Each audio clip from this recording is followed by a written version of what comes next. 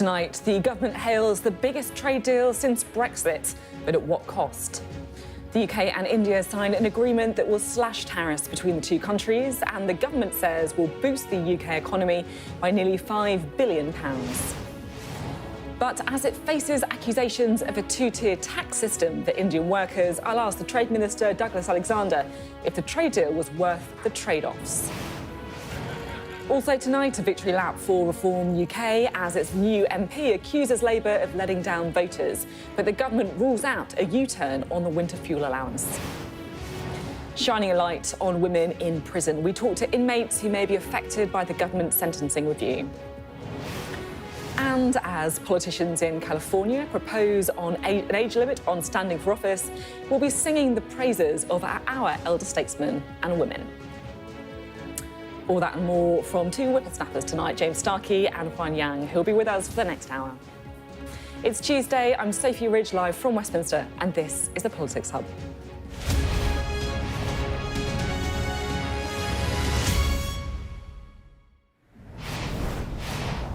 Hello, good evening. Well, today is a big deal for the United Kingdom. A free trade agreement with India, one of the biggest economies in the world, at a time when tariffs and trade barriers elsewhere are making things more expensive and more difficult for businesses. Now, this matters because of growth. If a government can unlock growth in the economy, then everything becomes easier. It's a bit like playing a video game on ultra nightmare mode and switching to easy mode. Suddenly, you've got more money to spend on public services without having to raise taxes or make cutbacks elsewhere. I don't need to tell you why this matters, just listen to this. We're always listening and we're always looking at how the policies that we're enacting, how they make a difference. I dare say over the coming years there will be bumps in the road. We're going to make mistakes. Well, that's Wes Streeting defending the government's decision to cut winter fuel allowance, the decision that dominated the local elections and is at risk of becoming politically toxic for them. If you've got growth, those unpopular decisions, or at least a lot of those unpopular decisions, don't have to be made. But look, here is where it gets a bit complicated, because there's not a trade deal in the world that doesn't come with compromises, unpopular decisions, basically. And at first glance, there are some pretty big ones in this one. Indian workers and Indian businesses won't have to pay national insurance in the UK. That same national insurance that the government hiked for British firms and British workers. I mean, that is a potentially unpopular decision that could be worth it, depending on the growth this deal generates. Well, according to the government, growth will increase by 0.1% by 2040. And this is what it all comes down to. Is the trade-off worth it? Sky's deputy political editor, Sam Coates, has tonight's first report. 3 years, multiple prime ministers. Finally, Labour's first trade deal over the line with India. Agreed by this man, the business secretary. Smaller than it might have been to get it done in a hurry. But his boss, delighted. This is the biggest trade deal that we, the UK, have done since we left the EU. And it's the most ambitious trade deal that India has ever done. And this will be measured in billions of pounds into our economy. We have brilliance across the United Kingdom, which will now be showcased and drive our economy in what we can now do with India. He says he drove a hard bargain, tariffs slashed to boost growth. Big wins for UK whisky, gin and medical devices. But the overall gain quite small. £5 billion overall increase to GDP. That's just 0.1%. And that doesn't come till the year 2040. We've been trying to do this trade deal for years. How come it's suddenly materialised? I think the overriding reason is Donald Trump and that everyone getting scared about the fact that they're going to lose market access into the US, so they wanted to do deals elsewhere. But on the UK and India side, to get this over the line, it looks like both have made some concessions. The Indians have decided not to push so hard on more visas, and the UK has scaled down its ambition in respect of services. It seems like quite a coup. Keir Starmer reducing trade barriers at a time when Donald Trump is putting them up everywhere. But people want to know, at what cost? Last week, Reform UK topped the ballot and swept to power in 10 councils, arguing that migrants got unequal treatment. Today, opposition MPs are saying that this trade deal makes that worse. That's because this deal allows Indian workers transferred to the UK to skip national insurance for 3 years, with employers avoiding the tax as well. Government sources concede this is a win for India, but say Brits going there can benefit as well. The Indian government said this makes their firms significantly more competitive in the UK. The Tory leader says she previously rejected this part of the deal. I was the one who looked at the detail. I was the one negotiating. I did not sign this deal because I did not think that the double taxation agreement was right for the UK. The numbers are lopsided. This is not the same number of Brits who go to work in India as the number of Indians who come to work in the UK. The winner of last week's elections thinks this is huge. For 100 years, we've thought of the Labour Party as being the party of the worker. No longer.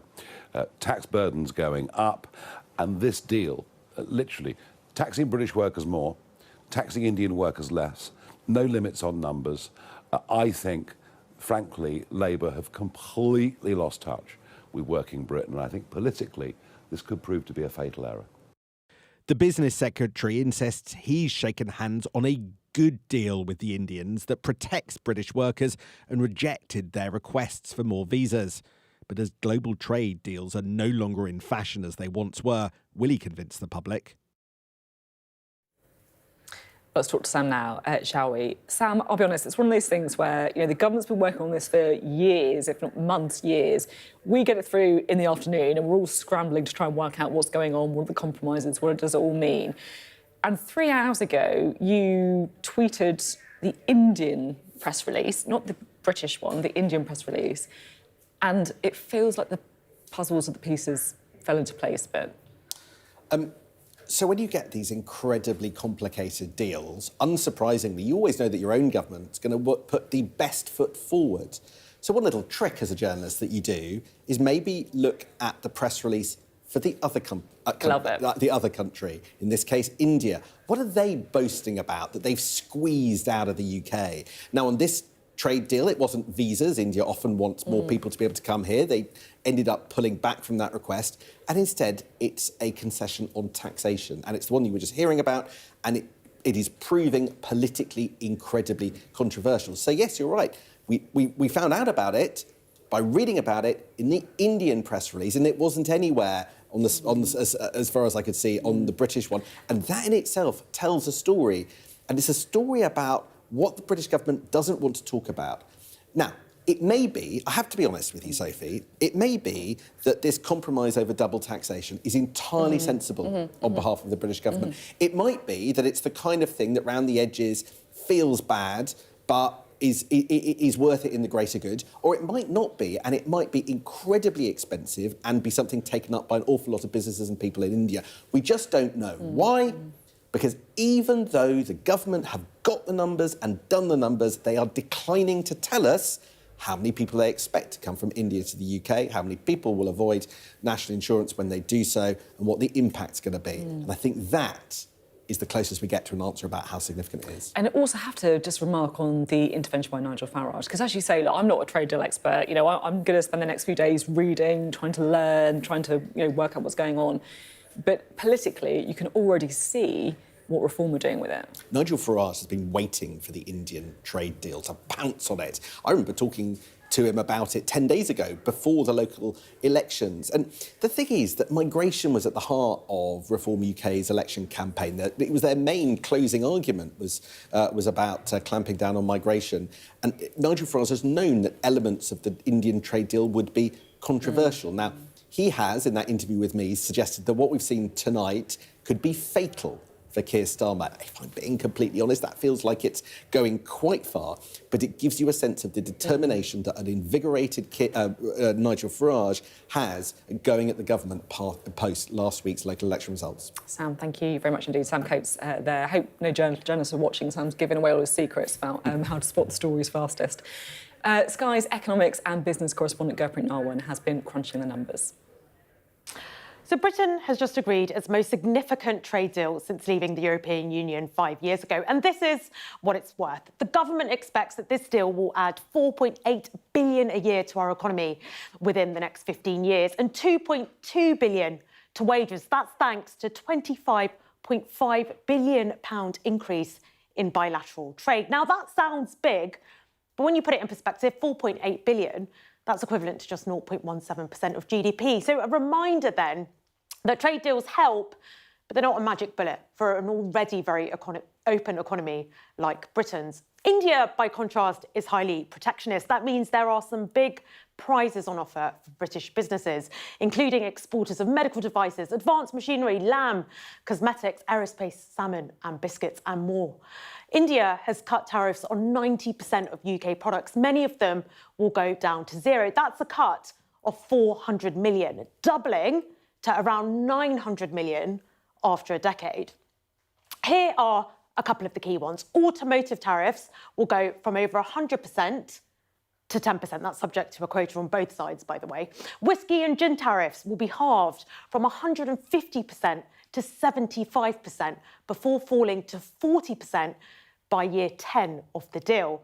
And that's the first time, by the way, that India has budged on its whisky tariff. That's good news for our British producers, especially as Indian consumers are becoming increasingly powerful. India, the world's fourth largest economy, and it's growing fast, predicted to overtake Germany in third space there by 2030. That means money to be made for our exporters here in Britain. But the UK, it matters to India too. It enjoys a healthy trade surplus with Britain. India exports £25.5 billion worth of goods and services to the UK. By comparison, we send £17.1 billion worth of goods and services to India. And actually, more than half of that trade is actually services. So then the question is, what are we offering to Indian exporters? Well, India has won reductions on about 99% of tariff lines for goods it ships to the UK. A big one, textiles and apparel. A lot of Indians work in textile factories. It's a big employer. And the UK will cut that tariff to zero. Then we have visas. Well, on visas, India wanted to make it easier for its citizens to come to Britain. The UK has said it won't change its immigration policy, but it will make it easier for Indian professionals to access existing channels. But this is a win for India. For the first 3 years, Indian workers who are in the UK temporarily won't have to pay any national insurance in the UK. The same goes, by the way, for British workers in India. And it means workers will no longer have to pay tax in 2 jurisdictions at the same time. Now, critics might call that a tax break, anxious that British workers are the ones losing out at a time when taxes in Britain have been rising. But the government is celebrating a wide-ranging deal, one that covers many sectors and delivers a confidence boost as we plug away in our negotiation with others, including the Americans and the Europeans too. Okay, right now they're crunching through the figures. Well, I spoke to the Trade Minister, Douglas Alexander, earlier. Let's listen to what he had to say. Thank you very much for being on the programme. Pleasure. So, big day today, trade deal with India. Just talk me through the details. So we've been working on this trade deal since July when we were elected. It's been painstaking, patient and pragmatic work by the government. We're respectively the 5th and 6th largest economies in the world. India is the fastest growing economy in the G20, but has the highest tariffs in the G20. So it's a huge economic opportunity. We estimate about £4.8 billion a year in the long term to the UK economy. Brexit benefit? Well, truthfully, the Indians are talking to the Europeans at the moment. We managed to do this deal over the last few months. The biggest advocates of Brexit, as you remember, Boris Johnson and his predecessors didn't manage to get this deal done. They managed to do some of the easier parts of the deal, but we're delighted that we've managed to get it over the line. OK, now, all trade deals come with compromises. And you said that you've been working on this for months. For us, it's just landed this afternoon. So we're trying to work out where those compromises are and the details, if you like, of the deal. So let me just try and get this straight. Indian workers don't have to pay national insurance. Indian companies don't have to pay national insurance in the UK. Is that correct? So, first of all, in terms of the main compromises, because you're right to recognise that any trade deal involves compromises, largely took place in the space of tariffs, where, if you like, we've seen a reduction in our tariff levels, although they were lower than the Indian tariff levels to start with. We've seen very significant reduction on the Indians' part. So, of course, there's compromises. But just you know, because as I say, I'm trying to get to grips with what this trade deal is all about. Yep. Is it correct that Indian workers don't have to pay national insurance in the UK and Indian companies don't have to pay national insurance in the UK? Indian workers, if you define them as people who are employed by Indian companies through intercompany transfers coming in for a time-limited period, will be covered by this double contribution convention. We have already established social security arrangements in place with the European Union, with the United States and with others. And yes, the double contribution convention is part of this deal. So just to be really clear, some Indian workers who meet those criteria won't have to pay national insurance in the UK? No, because they will be employed by Indian companies and therefore are still obliged to pay social security payments within India. Yes, so that's why I say in the UK. But they won't have to pay national insurance in the UK. Right. That's correct, isn't it? Yeah. And let's talk about Indian companies as well. And look, this is quite a big deal because there's an awful lot of British companies that are grappling with the rise in employers' national insurance that we've seen. Hospitality businesses, nurseries, all sorts. You know the arguments I do too. Indian companies don't have to pay that. Is that correct? Well, Indian companies who are bringing people in for a temporary, time-limited period within the United Kingdom is not a permanent arrangement, it's for a time-limited period. But that's correct. It's correct. It's they don't have to pay. It's for a time-limited period, yeah. I mean, do you think there's a fairness argument here? I think that you have to see these trade deals in the round and it's a compromise, though, isn't it? That's fair. Well, any trade deal involves choices, and in that sense, we're very clear that the national interest is served by getting this deal done. And in that sense, a deal that's worth billions of pounds will ensure more money in British workers' pockets, higher wages, higher GDP, higher growth. That seems to me to be sensible. Is it a pretty big incentive for these companies to employ Indian workers over British workers? No, because these are Indian workers living and working in India who are only coming in for a temporary period. In that sense, it's not a permanent arrangement that will be put in place. No, I understand it's not. But for those 3 years or whatever, you know, if you don't have to pay employers' national insurance, they don't have to pay employees' national insurance. You are going to employ them over British work, aren't you? But if you see the arrangements the Indians have in place with other countries, if that was true, the Indians have arranged for 5 years with other countries. We negotiated down to a position of 3 years in terms of this double contribution convention. But in that sense, if you look at the commercial opportunities for Indian companies, or indeed for British companies working in India, we're convinced that actually it makes overall sense. I'm not doing this in a loaded way. I'm just trying to get to the basics because it seems to me that it would be an incentive to employ those Indian workers for the reasons that I've just laid out. There are lots of additional costs associated with bringing a worker who's based in India to come to work in the UK for a temporary period. Individual companies are going to make individual judgments. We're clear that overall it's in the UK's national interest both to grow the capacity of British businesses to sell into this huge and growing market and at the same time to secure inward investment from India into the UK. What you must have done an impact assessment on the number of Indian workers who may come to the UK through this scheme. What does it show? Well, in terms of the visa arrangements, they remain completely unchanged by this arrangement. The points-based system that's the answer to a different question, though. So if you just let me finish. The one point where you have seen an increase in the number of potential workers coming in terms of the arrangements that I think have been trumpeted by the Indian government this afternoon, is actually about a quota of 1,800, and it covers 3 categories of professions. It covers yoga instructors, classical music musicians and chefs. And in that sense, when the Indians were this afternoon celebrating the significant increase in those professions, it's capped at 1,800 and it's those 3 particular professions. So only, but is that a specific thing though? Because surely, if Indian companies do decide to bring in more people, then that could increase the overall immigration numbers, no? No, because they wouldn't be caught by the immigration numbers because they're temporary workers. But so the increase in temporary workers then? So it won't be in the official numbers, but there could be an increase in temporary Jonathan workers. Reynolds, the Secretary of State, only this afternoon has said this will not have an impact on the immigration numbers because they're not permanently locating to the UK. These are workers who often on intercompany transfers are coming in even for a very short period of time. So what's the number on that then? What's the expected? expected number for Well, that? we'll publish, there will be, in terms of the Constitutional Reform and Governance Act, there will be a document published later this afternoon. It may already be available on the .gov.uk website. When I left the department to head to Parliament, it hadn't been put out there. Thereafter, there will be a lot more documentation that will be provided to Parliament, and Parliament will have the opportunity to scrutinise it. What impact is it estimated to have on growth? We're estimating that it will increase UK GDP by about £4.8 billion in the long term. The impact assessment shows it will be a 0.1 increase in growth by 2040, which reflects the numbers that you've just said. I guess my point is, you know, trade deals are huge, is a big achievement. Obviously, no one wants to say that.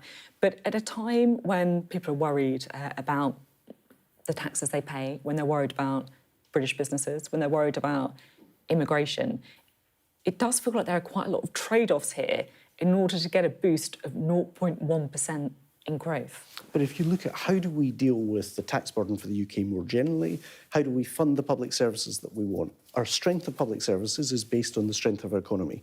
The UK is an open trading nation. As a population of 0.1 increase in growth by 2040. I mean, yes, but it's not. But also, let's be honest. The Indian economy is one of the fastest growing economies in the world. The opportunities for UK businesses potentially will grow as the scale of the Indian economy grows. So, in that sense, if you were to say to me, which economies would you like to do a trade deal with? This is not a one and done. We're talking to the Indians, as you know, we're talking to the United States at the same time. We're also talking to the European Union in terms of resetting that relationship. Trade has a meaningful contribution to make to the government's central mission, which is growth. We're talking an awful lot about growth because we know that growth makes things an awful lot easier for governments, right? It means you have to make less difficult choices on where you spend your money. I just want to finish the interview by talking about winter fuel. Because it felt to me that it came up again and again in the local elections. You know, I had people from Reform saying to me that actually this is a bigger issue than all others, winter fuel. And it's one of those things where everyone knows about it and it's deeply unpopular at the same time. So is it right that you're not going to make any changes at all to the winter fuel allowance policy? So you're right to recognise it's an issue that was raised on the doorsteps. I heard it in Runcorn, I heard it at the weekend in Hamilton. In Scotland, we're in a position where Anass Sarwar, the Scottish leader, has said that he will restore the winter fuel payment because in reality that's now a devolved benefit in Scotland. So there's a different approach being taken in different parts of the United Kingdom. I haven't been privy, honestly, to the conversations that have been happening in Westminster today. As you can imagine, with the Indian trade deal, that's been the main focus.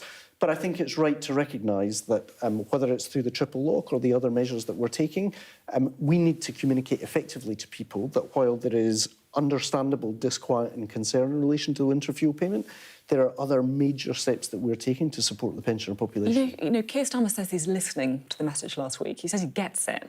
And yet the government's saying today that they're not going to make any changes to winter fuel allowance. I mean, I just don't see how that can be true. You're either not listening or you don't get it on winter fuel.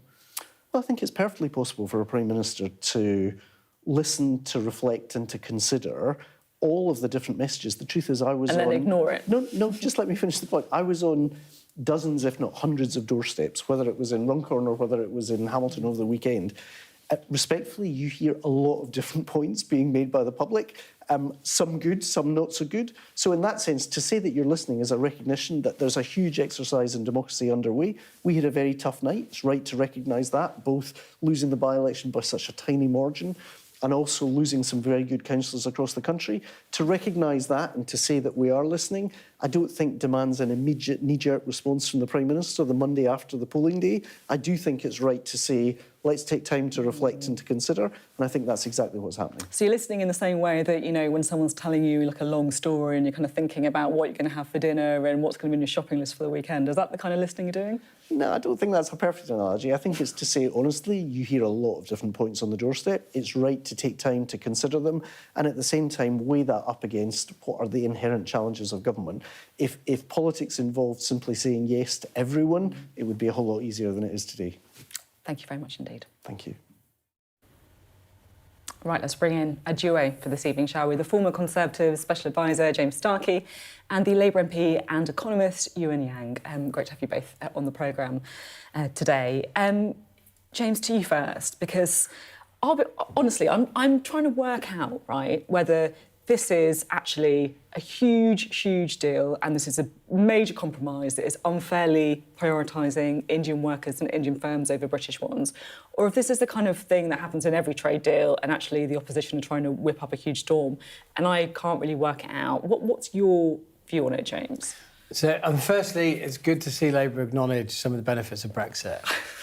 That's a positive. You enjoyed that one? I enjoyed that a lot. On the deal, I think, there's definitely a huge comms problem here.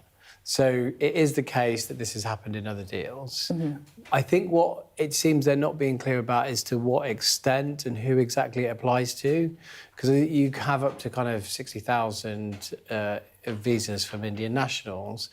What proportion is that? I think you asked in there, I would assume, I'd be very surprised and it'd be worrying if there wasn't modelling done on this internally in government. Where is that? So they must know.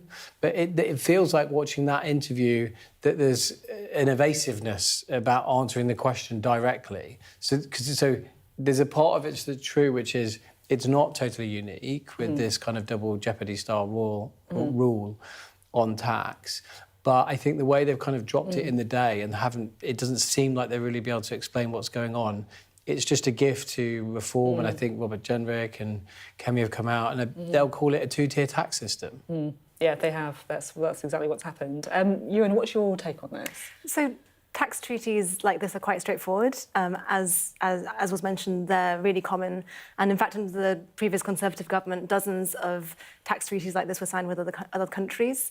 It's called the Double Contribution Convention. It stops somebody from paying tax twice if they're seconded abroad, so they're living abroad and working abroad. So it's very common. If you're paying tax in India, you don't pay it in Britain as well. Exactly, yeah. Why can't the government say what you just said? Because I'll be honest, it feels like they're not saying that. I think the government has said that, but I know that tax treaties are not the most exciting and fascinating thing to do in PR, and there's a lot more in that in the India trade deal. I think that is much more interesting to discuss in terms of the industries that now have access, the British industries that now have access to Indian markets and the cheaper imports that we get from India as well. So I think the focus on tax has been unusual. I love a focus on tax, but it's not usually what comes first. Is part of the problem that it's a bit like picking at an open wound at the minute when you're talking about national insurance, because, workers are having to pay more, right? And also businesses are right in the middle of having to pay increased national employee national insurance contributions, employer, I should say.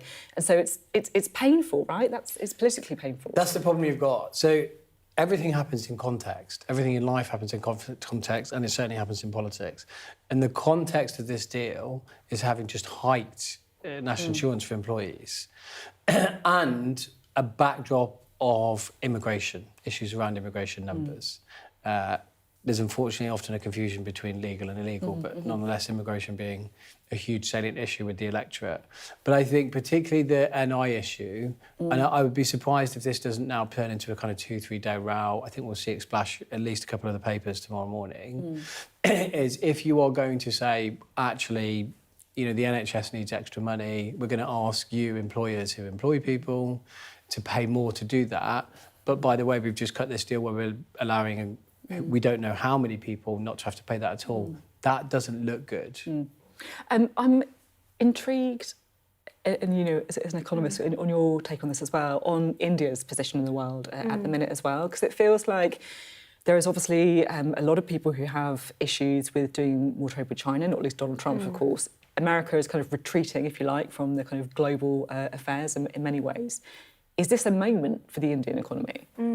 Well, so as you might know, before I became an MP, I was a Financial Times reporter and I covered the UK's trade with Europe and with China.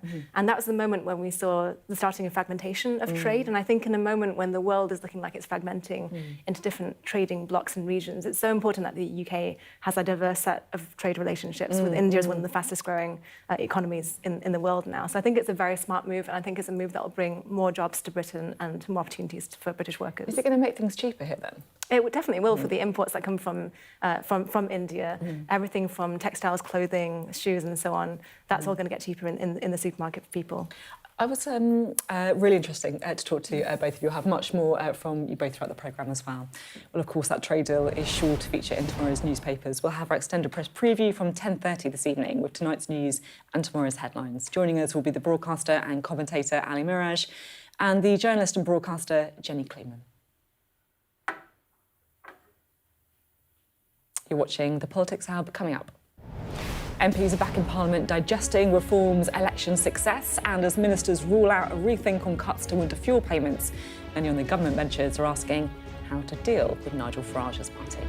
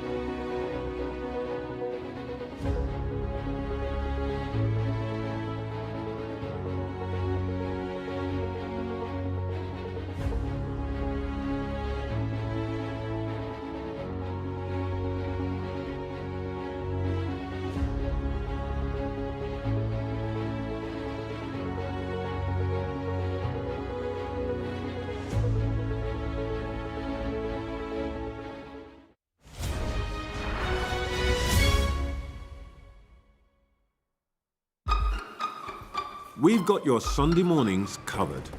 From the front page and the sounds of the streets to the voices of the people who make the major calls and big picture politics beyond Westminster. We'll put you at the heart of our story. I'm ready. Are you? Join me, Trevor Phillips, Sunday mornings on Sky News. Hello, welcome back. Well, Reform UK's newest MP, Sarah Pochin, was sworn into Parliament today after a pretty impressive set of results for the party last week.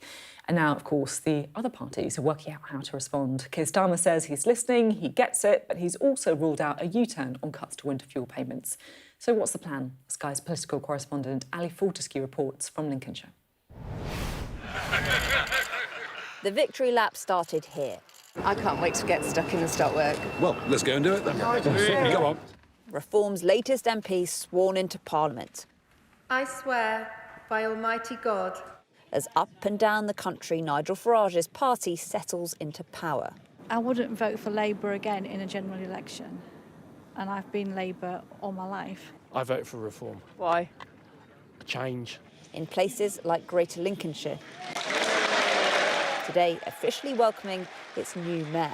Nigel Farage said that the party's biggest risk is succeeding but not delivering. Are you feeling that today? Yeah, I mean, look, I take this, seriously. I will deliver because this is why I haven't overpromised in my election manifesto.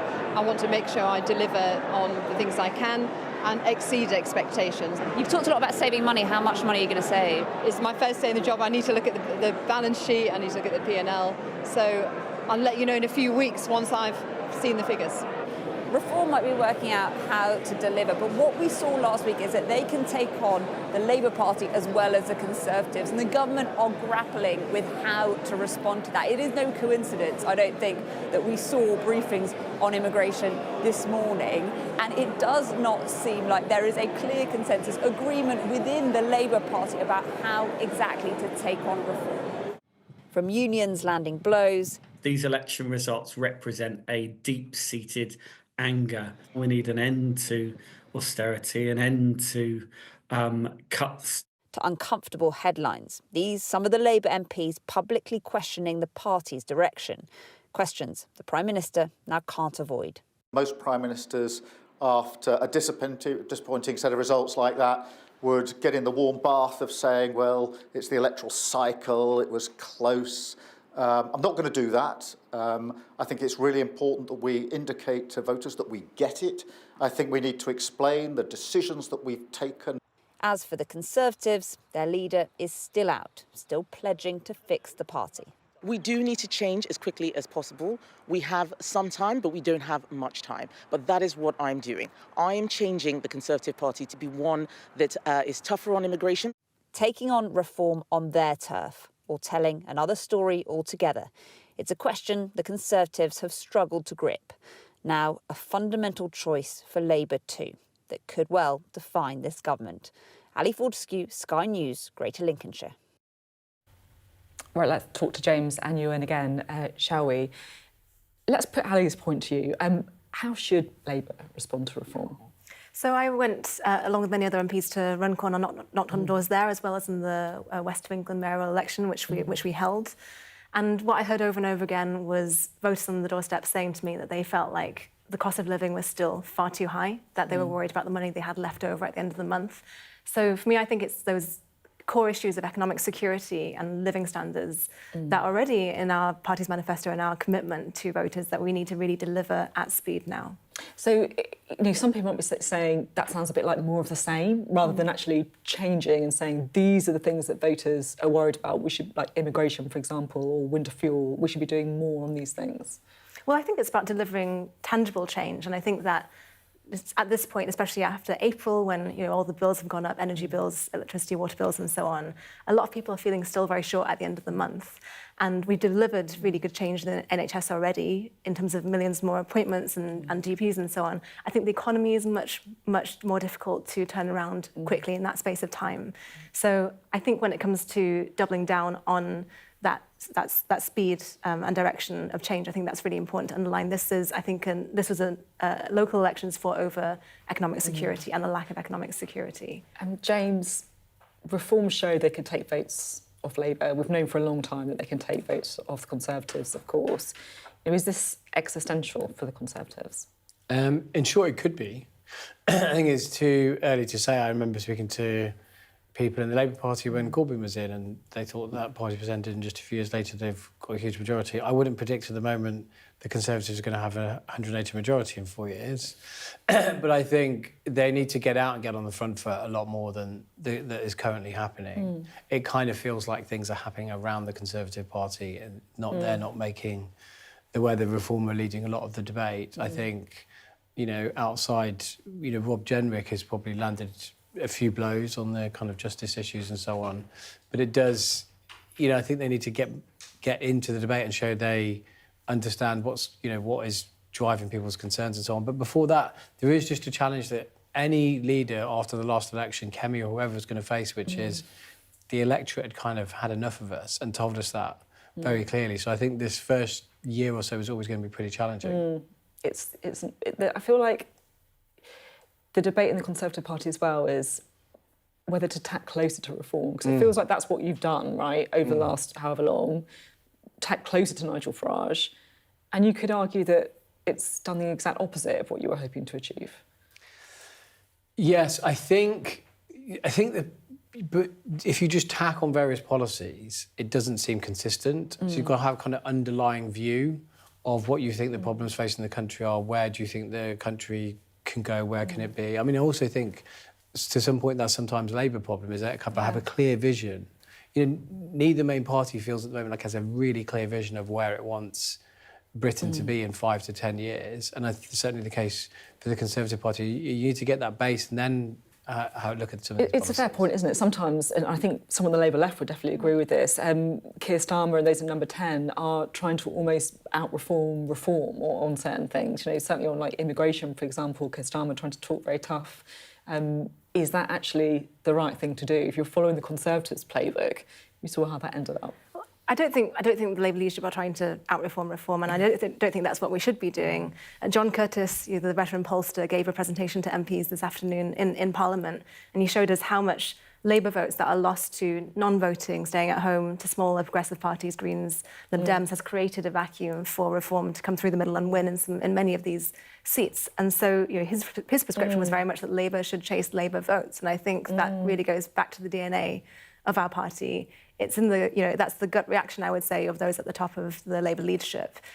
Labour needs to be there for Labour voters and create a broad coalition of Labour voters who really know that Labour is for them and will stand for them and their livelihoods. So actually chasing Lib Dem voters, Green voters, perhaps even more than Reform voters? Well, less than a year ago, Labour's own voters delivered a massive majority at the last general election, and that voter coalition, I think, needs to be held together. I think it's sent a very strong message to the government, and the government is listening to that very strong message. But it needs to be held together by us putting economic security on the table. OK, thanks both very much indeed.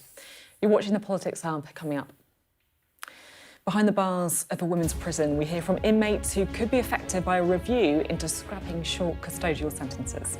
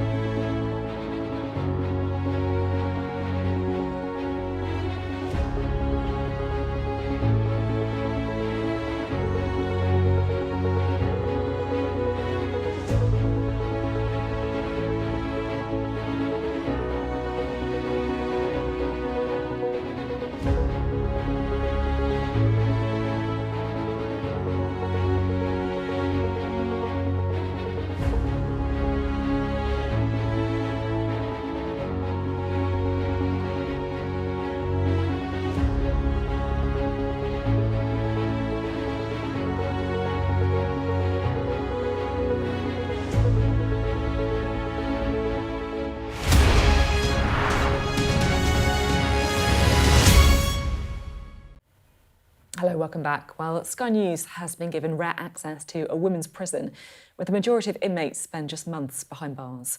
Many of the women are serving time for non-violent crimes like shoplifting or minor drugs offences.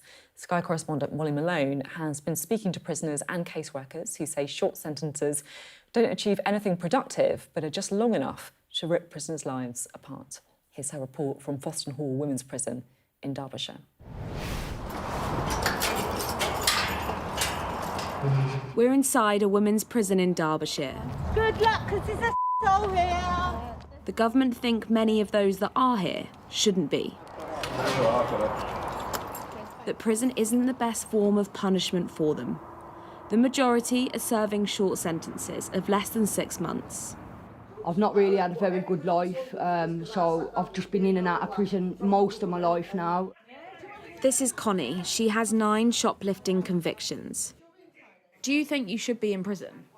To be quite honest, I steal from shops, so probably, yeah. Do you think people should be in prison for theft? It depends what kind of theft. Like, my kind of theft, I eat chocolate from shops and stuff like that. At points, Connie's been homeless and addicted to drugs. Stuck, she says, in a cycle, with plenty of time in her cell to think. What have you left kind of on the outside? What's sort of going through your mind? It's sad to say, really, because there's nothing really out there. I do have a son, he's 13, but I haven't seen him for many years now. I have no help whatsoever in how to approach and getting him back into my life. Do you think about your son? I mean, do you miss him? Yeah, all the time, definitely. I know this might sound harsh, but I think it's got to the point now I don't know what to miss about him, but I think about him every single day, of course I do, yeah. We asked the Prisons Minister what he thinks about Connie's situation. I see lots of people like Connie, sadly, in the prison system. There will be people, though, that sort of see Connie's story, see that she's a repeat offender and feel that she should be in prison. What would you say to that? For lots of women, prison is the right place to be. But where there are certain circumstances, for example, for non-violent offences, for women, over half of women in prison have children, you need to work out what is the right path to make sure that they don't commit further crime. On her way out of prison as we filmed, we met Tilat. She was prosecuted for smuggling in an item while visiting someone, also in prison. It was her first offence. She served less than 3 months. Felt like a long time? It felt like years, to be honest. In her bags was a CV that Tilat had prepared for when she left, but she didn't seem hopeful. When I came in, I had a job. I ain't got a job now. I was working in the NHS as a cleaner for 18 years. Do you feel sort of supported? Do you feel stressed about? The prisoners gave me enough support as possible, but the prison can't hold my hand outside. So when I'm outside, I'll have to hold my own hand. On the outside, as they look to send fewer people to jail, politicians will be looking to places like this. A women's centre in Nottingham, where certain offenders can get counselling, free legal advice and help with employment or housing. I think what happens when a man goes to prison is that there is usually a woman holding everything together. Usually when women are sent to prison, it's for short sentences. It's not a long enough time for anything productive to happen. It's just long enough to rip their entire lives apart. The government has a prison overcrowding crisis. They want to both send fewer people to prison, but also clamp down on low-level crime. Conflicting challenges, and they'll need to take the public with them. Molly Malone, Sky News. It's a big issue, something we're keen to explore further on the Politics Hub as well. Still to come on the programme this evening. As the Democratic Party tries to win back support post-Biden, one idea is forcing politicians to retire earlier. But how old is too old? And whatever happened to respecting your elders?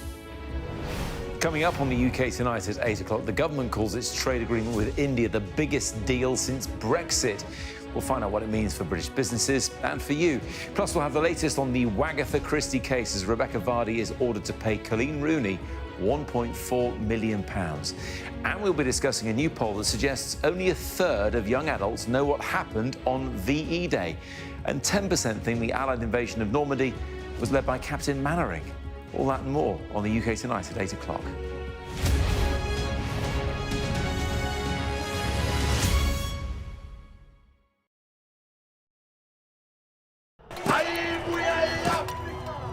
It's like a football final with only one team on the pitch.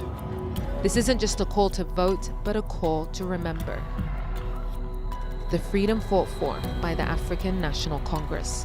I'm Yusra Al-Bagher, Sky's Africa correspondent based in Johannesburg, South Africa.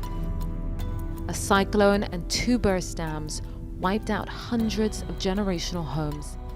This was the second dam that the floodwaters hit before it tore into Derna.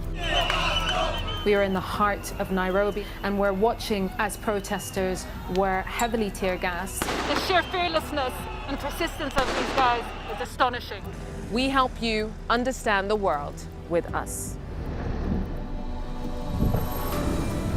I remember going into the iconic Omdurman market in the heart of Sudan's capital for the first time since the war started. And this is what's left of it.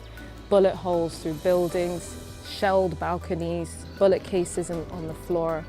I witnessed the complete destruction of a place linked to my childhood memories and the lives of millions of people. This is insane. This was a bustling residential area. So many friends who lived here. My most memorable interview was with a 15-year-old boy who'd survived being stranded on a migrant boat on its way from Senegal to the Canary Islands. After 13 days, our food, water, and fuel supply ran out. I felt awe when we saw the mountain gorillas in Rwanda. They call him the king of the jungle. This is the alpha silverback. Sky News. Get the full story first. Yusra Al-Bagher, Sky News. The Premier League run-in is live on NBC and streaming on Peacock as the race for Europe intensifies. Saturday, Aston Villa chase Champions League qualification when they visit Bournemouth. Sunday, newly crowned Premier League champions Liverpool. Back on their perch! Host Arsenal. This is the Premier League run-in, live on NBC and Peacock. Hello, welcome back to the Politics Hub. Now, there's a lot to be said for experience in politics. Perspective, survival skills, not getting fazed by people like me asking questions.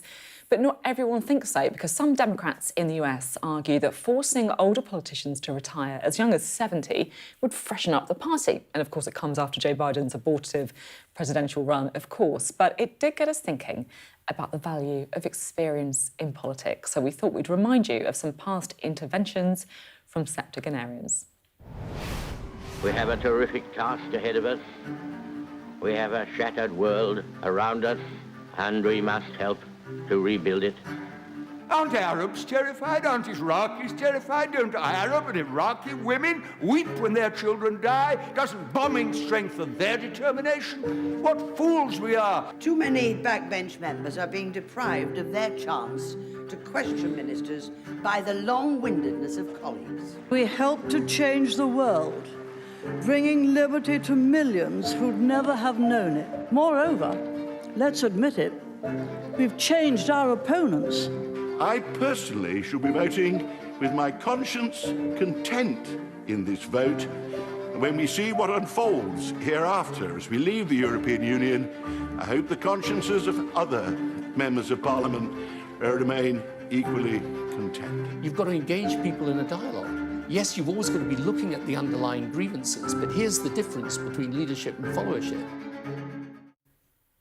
have to say that is a wonderful video trip down memory lane by our producer, Saeed. It really kind of, I think, showed the contribution people can make. Let's bring in James and Yuan again. Gosh, it kind of almost sends a sort of shiver down your spine, some of those contributions. Yeah, I mean, seeing some of the, people that have played such a significant part of British politics, I think it's a reminder as well. I was thinking about this on the way over. I think the age thing, you would lose so much if you had an age cap. What I wonder if one of the problems is, and obviously it's different in the States, is more, do we want too long-term a career politician? So it's more a cap on term limits like they have for the US presidency, although he seems to be trying to change that. Probably a different subject. But the age thing, I mean, you'd lose so much if you had an age limit in anything in life, I think. Yeah, what do you think on this? Yeah, I mean, I appreciate immensely all those contributions that we just saw, and those from current sitting MPs in their 70s as well, the mother and father of the House. I think the problem that Democrats are speaking to is how to rejuvenate and re-energise the party. And I think that's as much about who you're getting in compared to who you want to get out. And I think who you're trying to get in, at the moment, I would imagine, are younger voices. I'm really glad that we're lowering the age limit for voting to 16. I hope that will energise some parts of local politics and people paying attention earlier now that they have the ability to choose. Yeah, so almost it's like they're trying to fix the wrong problem. It feels it's like perhaps in the States about the barriers to entering politics, like whether in terms of money or support or whether it's so difficult that you're getting all these old boys who have managed to build up support over 50 years, but actually it's not the age per se that is the issue. But if you see the clips we just saw, do you think those people wouldn't appeal to a wide variety of people? Yeah, it's true. They were skilled orators. And so it's a quick solution, so let's have an age cap. Yeah. Actually, like Yuan says, the thing is to inspire people, whether they're young, whether they're maybe like me, middle-aged-ish or older. It's that we need people who can connect with these people. I'm not sure that's an age thing. Like Tony Benn, I mean, he had a very young following, right? He was really, really popular with young people. Exactly. And the other shout-out I have to do is Betty Boothroyd, who is my favourite person I've ever interviewed. Really? Just such a laugh. That kind of wicked sort of sense of humour. Certainly kind of not someone who you'd think would be just appealing to older people as well, too old to kind of get on. What about the UK? Do you think that we have a few more spring chickens over here? Are we better at getting younger people into our politics? Well, I would say the intake that I'm part of, the 2024 intake of new MPs, has become much younger, I think, than the previous government. And just seeing that huge turnover of MPs, I think you've got a lot of people who are in politics for the first time, have a lot of energy to try to make a real difference in their constituencies. And I would say that's the case across all parties, and not just, not just in the Labour Party, but having, I think, that freshness in politics has been really good. I'm definitely remember the time when I felt like I was younger than all the MPs, and now that's changed. I mean, it's like, that's when you realise you've been working in Westminster too long. You're like, oh my goodness, they all look so young, those MPs. Last time round, Conservatives went for, well, not last time round, in the past they have gone for younger leaders to try and re-energise, reinvent. David Cameron, for example. Do you think that's something that they could be tempted to do? I think it goes to the earlier point, you need the right person. So whether you go for someone, Tony Blair was young when he came in, or David Cameron was relatively young when he came in, but we've seen people like that, did we... It's a different time, but would we have said we'll get rid of Winston Churchill? Let's get a 25-year-old. I probably don't think so. So I think it's finding the right person, because Keir, for now, just on the election, was the right person for Labour at that time. 63 as well, so not not a spring chicken. He's only got 7 years till retirement age, according to the States, right? So better get moving. That was a joke, don't worry. It was really good to have you both on the programme and sort of chat through all the sort of different things. So really good to have you on. First time Politics Hub, hope you're back. Yeah, I would love to. Thanks for having me, Sam. This is good. It's great to have you both on the programme. Thank you very much. Well, that is it from us tonight. So much to discuss, as always. A trade deal with India. Wonder what it's going to be tomorrow. I'll see you at 7 p.m. then. Up next, it is the UK Tonight with Matt Barbette. And then, of course, at 9, you've got The World with Yada Hakeem. But we'll see you tomorrow.